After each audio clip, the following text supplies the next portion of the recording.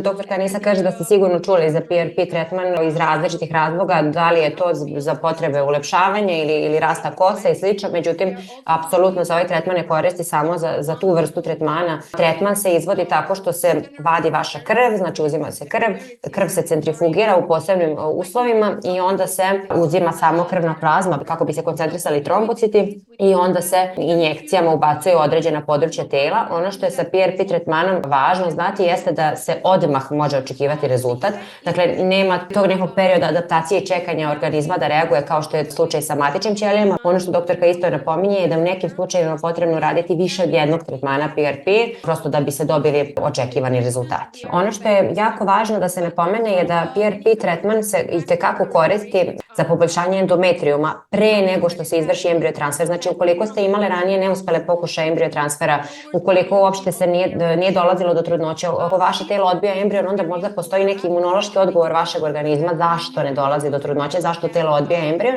i da se sa ovom vrstom tretmana može uticati na imunološki odgovor organizma u smislu da se lakše dođe do implantacije, znači da telo prihvati vaš embrion, tako da 48 sati pre embriotransfera može da se uradi ova metoda, izuzetno je korisna. Ukoliko ste imali, opet kažem, ponovljene neuspehe embriotransfera, onda ovo može vrlo da bude značajno.